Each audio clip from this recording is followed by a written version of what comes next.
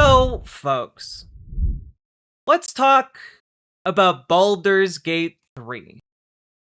It's the darling of the video game industry. It is beloved by essentially everyone who's played it.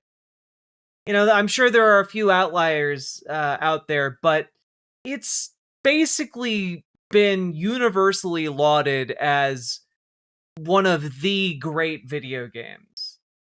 And, well, what does that have to do with Mark Cuban's tweet about why creators should love AI? Well, let's get to it. Before we get too deep into it, remember, like the show, leave a comment, and subscribe. Let's get into it, shall we? Here's Mark Cuban. Creators should love AI. AI doesn't make uncreative people creative. It allows creators to become exponentially more creative. Creative iteration that used to take hours, days, or weeks can happen in minutes. The different routes you wanted to take but didn't have the money or skill to do, now you can do. The number of gatekeepers drops every day and will eventually hit zero. If you know how to tell a great story, you will love AI. Now, this is only a position someone can hold if they have never truly struggled to be creative. Because the entire thing that Mark Cuban is describing here, skipping creative iteration, that's the creative process. Working on your idea, and in the process of iterating on that idea or the methods to achieve that idea, arriving at new and more interesting ideas. Right? Like that's the whole process. Like, most first drafts aren't good. But the part of the process of making the new drafts is coming up with better ideas. And either deepening your understanding of your idea, or going out into the world and finding other ideas, experimenting with them, combining them in different and fun ways, and coming up with something even more uniquely your own. It is actually a fundamental part of the creative process. And it's really, really frustrating to see this idea that iteration and the entire purpose of creation is the end product, when that completely misses the process. The process is part of the act of creation. It is part of what develops the idea. It's part of what makes it worthwhile. It's part of what allows you to have it fully thought out. You know, in Greek mythology, Athena, springs from the brain, fully formed. And that's just not how the creative process works.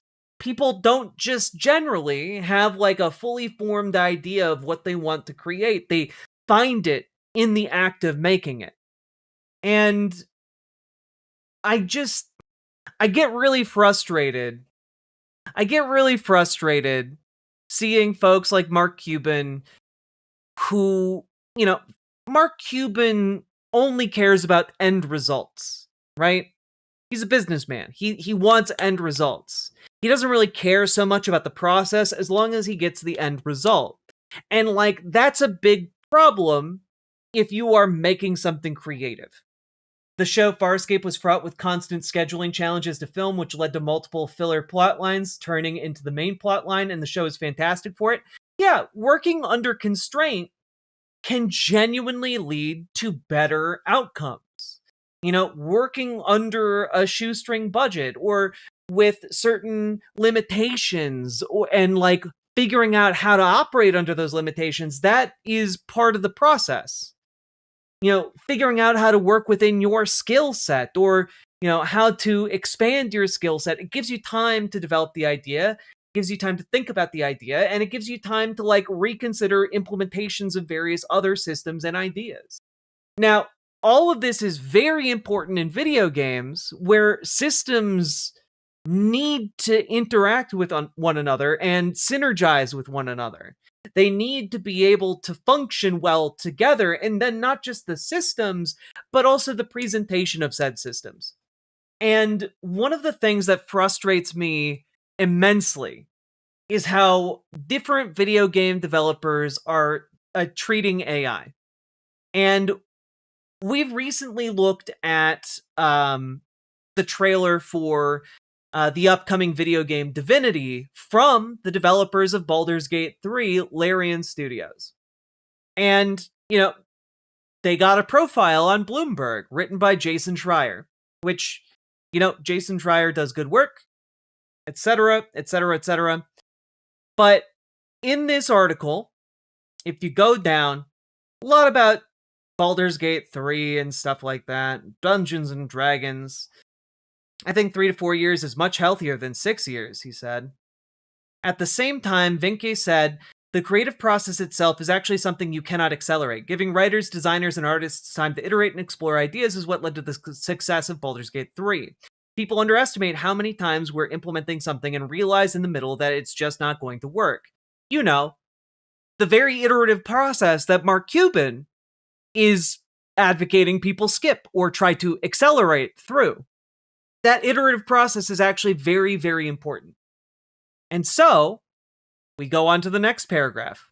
Under Vinke, Larian has been pushing hard on generative AI, although the CEO says the technology has not led to big gains in efficiency. He says there won't be any AI-generated content in Divinity. Everything is human actors, we're writing everything ourselves, but the creators often use AI tools to explore ideas, flesh out PowerPoint presentations, develop concept art, and write placeholder text. The use of generative AI has led to some pushback at Larian, quote, but I think at this point everyone at the company is more or less okay with the way we're using it, Vinke said. Now, a couple of things here. Why are you using it if it hasn't increased efficiency, number one? Number two, you're using it to write placeholder text. That's what lorem ipsum is for. You don't need an AI text generator to make lorem ipsum. Like, you don't need an AI to make your PowerPoint presentation. Just make AI, like, just do it yourself. It's not hard to do a PowerPoint presentation. You're brainstorming. What does it mean to explore ideas with an AI? Why not explore ideas with other members of the team? That's what they're there for. You have assembled a massive team of creative badasses. Why cede any ground of the brainstorming to a mediocre plagiarism engine? Why? Why do that? And clearly people at the company don't want to be using the AI technology since it has generated pushback. Like, you have the option to not use this. So don't use it. Like, Larian Studios had infinite goodwill going into their next game. And, like, you're burning it all so that you can use a technology that isn't making you more efficient and your own employees are fighting against. And also, you're just using it for bullshit reasons. Like, stop it. You can just not. Now, this has, of course, stirred a great amount of controversy. A lot of people have been rightfully calling them out for their use of AI. And I gotta be honest here, if you're a creative of any kind, avoid AI like the plague. Avoid AI like the plague. It will taint your project and it will destroy your reputation as somebody who can actually do anything in your field. Do not use AI. Don't use it in the development. Don't use it in the implementation. Don't use it. Because I gotta be honest with you, the number one thing, especially going forward into a future that may be full of AI bullshit, the number one thing that you can hold on to that is going to be worth a damn is going to be your reputation as an artist. And if that is at all compromised by AI, you're going to be toast. That goes for game dev, that goes for literally any field. Stop. Don't. Cease. And, like, I feel like up until now, like, over the last maybe year or two or three, there has been a learning curve to AI and like how artists and creatives have tried using it or experimented with it and ultimately come to the conclusion that they just shouldn't. Just don't. That's kind of the conclusion I've come to. Like, why compromise your creative vision or rob yourself of the like creative process that will both enrich your idea you're currently working on, but also inform and make better your future ideas. If you skip the entire creative process, you're robbing yourself of being able to tap into that richness. You're doing a shortcut that is potentially costing you countless great ideas in the future. So just don't. Now, obviously, some folks have been pointing out some other things that have been going on, right? Here's the CEO of Larian responding to the reaction to the article. Holy fuck, guys, we're not pushing hard for or replacing concept artists with AI. We have a team of 72 artists, of which 23 are concept artists, and we are hiring more. The art they create is original. I'm very proud of what they do. I was asked explicitly about concept art and our use of Gen AI. I answered that we use it to explore things. I didn't say we use it to develop concept art. The artists do that, and they are indeed world-class artists. We use AI tools to explore references, just like we use Google and art books. At the very early ideation stages, we use it as a rough outline for composition, which we replace with original concept art. There is no comparison. I talked about how we use ML here, if you would like to know more. And like, I understand. You use it to search references. Except if you just wanted to search references, you can just use Google without like the AI. If you just wanted to tap into various reference ideas, you can do that without relying on an AI to regurgitate shit at you. If your artists need to look up additional reference material, like buy them the art books they need to like find the reference material. It's not like you're Larian Studios. You can do that. It's like political ideologies. M is good. ML starts to make it infinitely worse. 100%. Look, references without AI very explicitly. Yeah, ArtStation.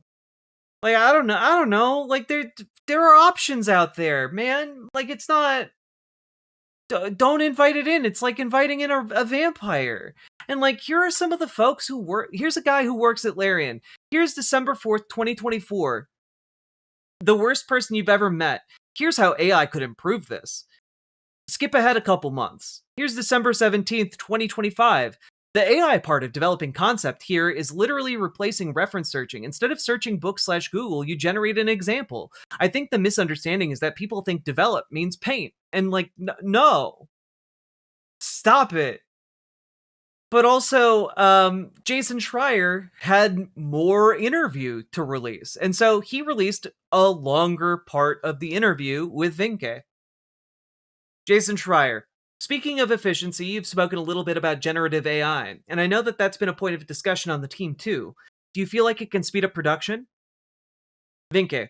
In terms of generation, like whiteboxing, yes, there's things, but I'm not 100% sure if you're actually seeing speedups that much.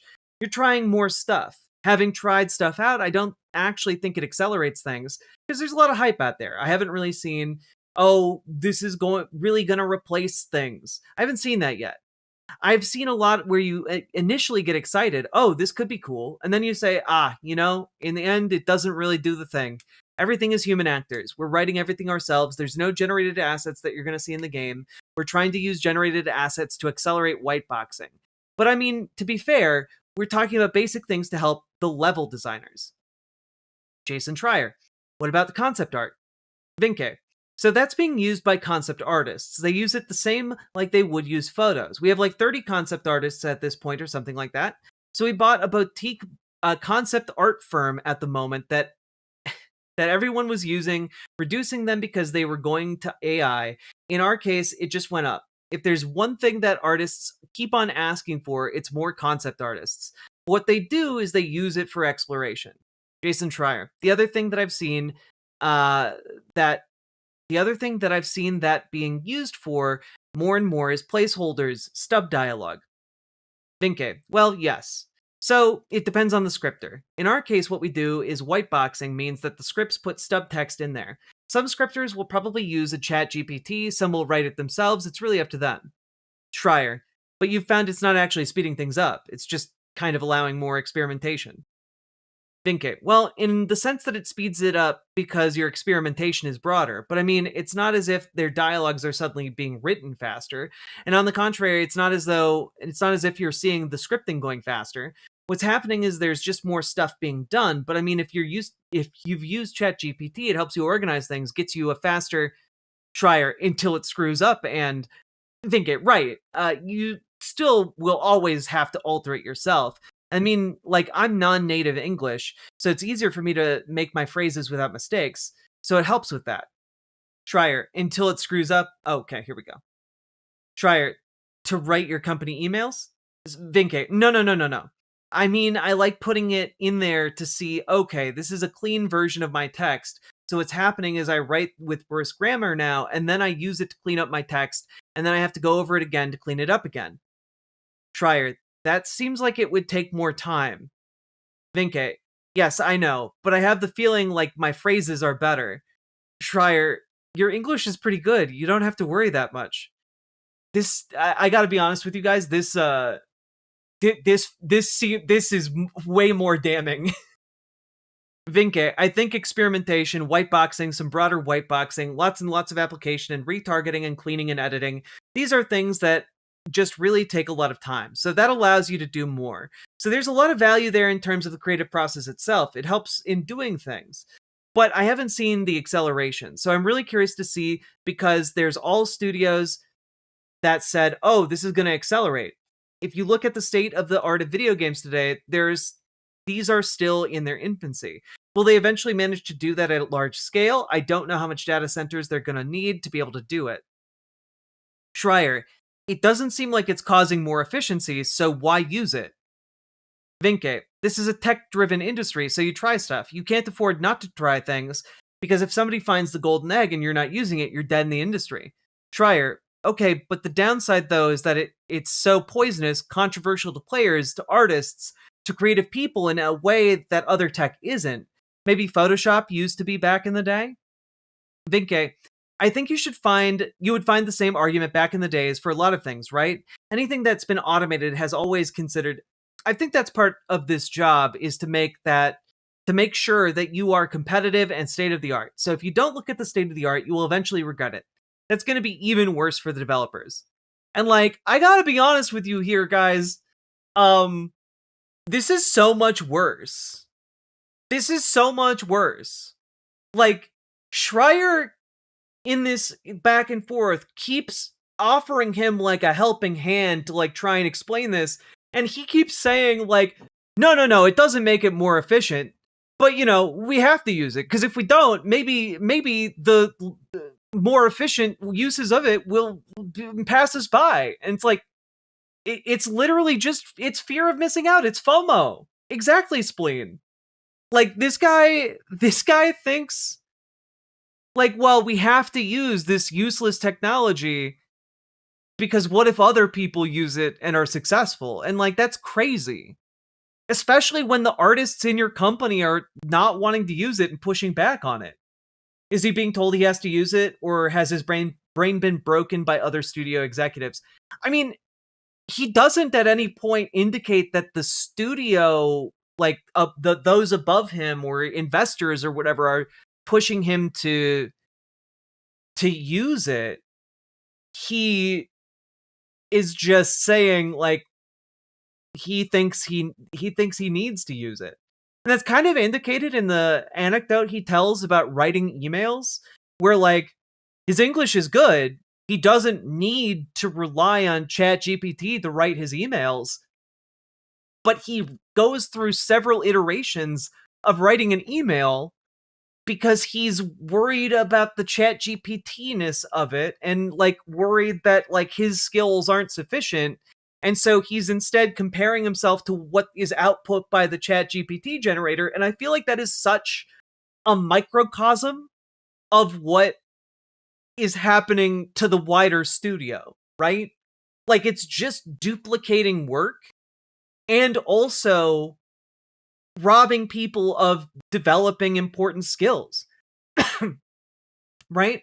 Like, one of the important skills, for example, in the email writing would be to develop confidence in your own output, develop confidence in your writing, to own mistakes, to be able to, like, just communicate with confidence. That takes practice, right?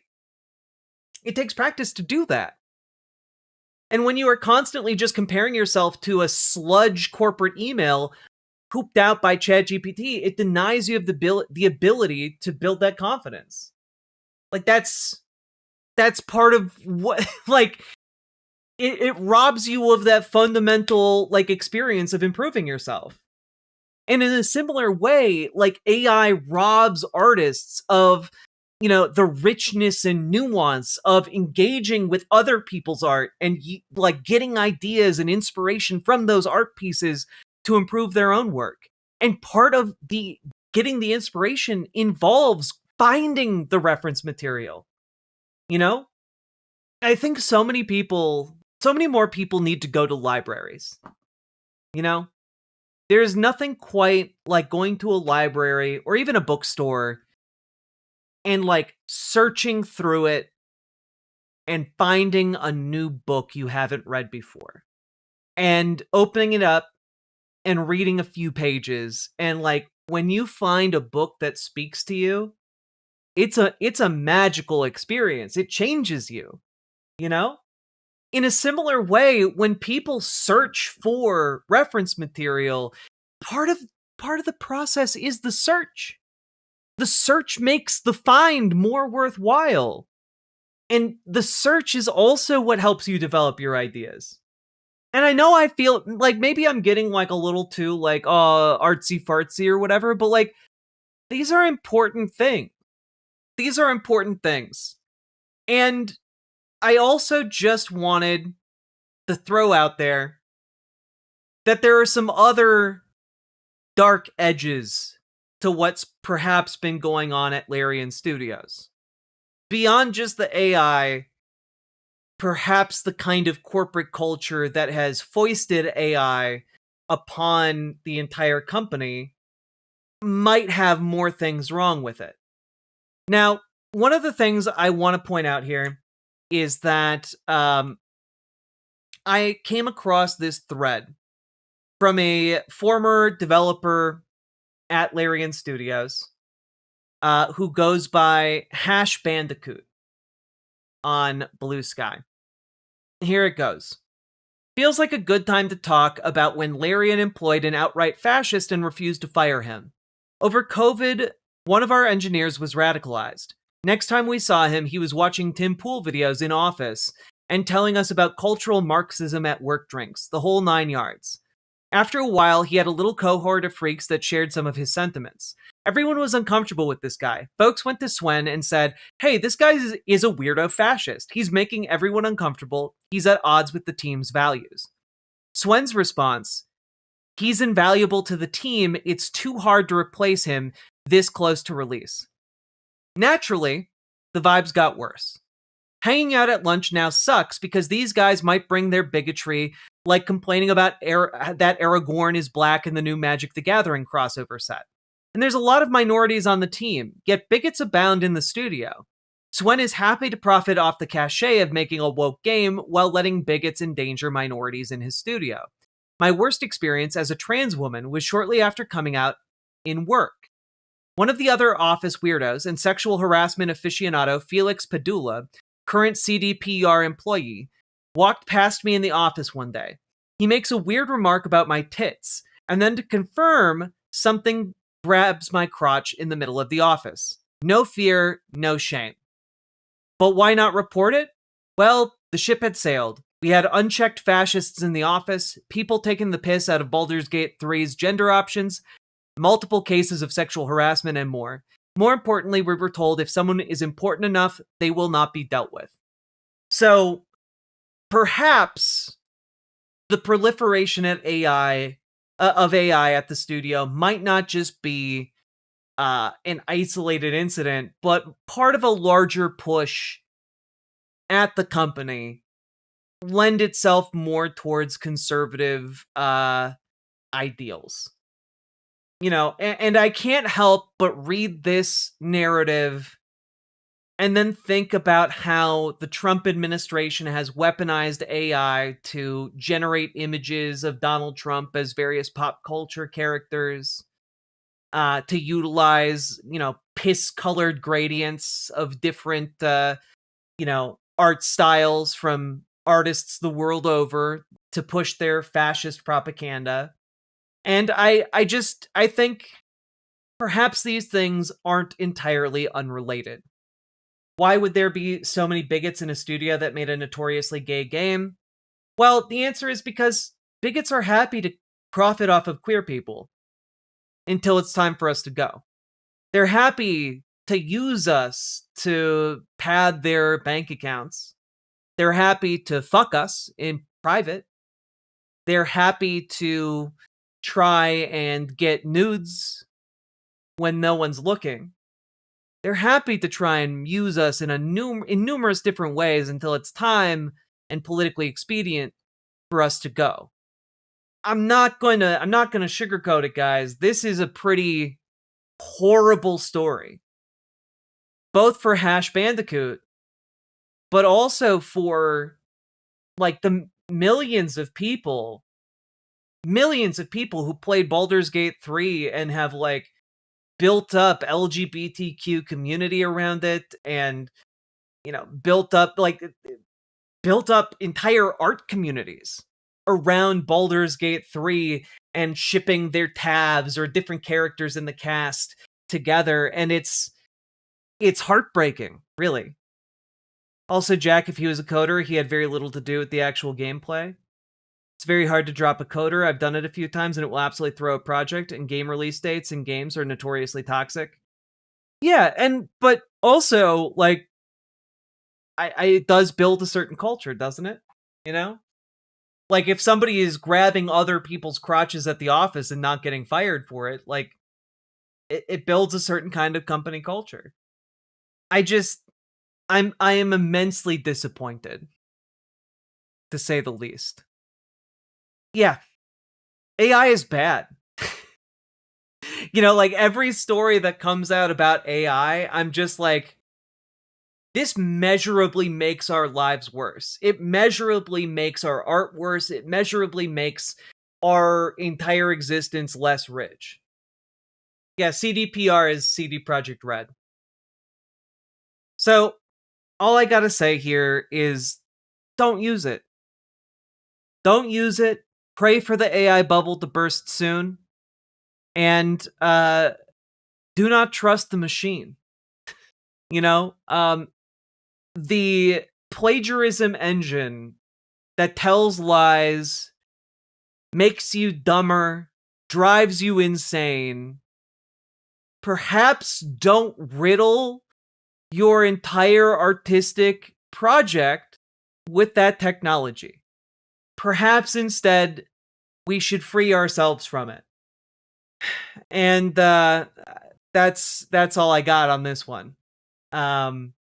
Please consider liking the video. Leave a comment. Comments longer than 8 words really help the video to do better in the algo.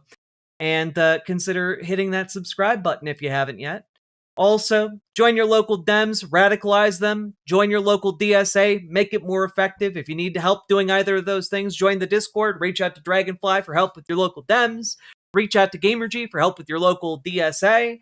And folks, last but not least, check out ImogeneOlivia.com. Gender euphoric lingerie designed from the ground up for trans femmes. We've also tested it with cis men, cis women, non-binary folks, anyone who wants to feel feminine.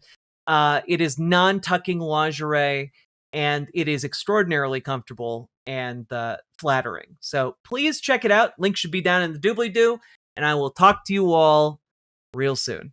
Riverboat deck is coming to town. All the viewers gather around. Twitch and YouTube and swishy streams. All that content is bursting the seams. Politics, gaming, and plenty more. Your sense of fashion you'll adore. So grab your stuff and hop aboard. We're going straight to Jack's Discord.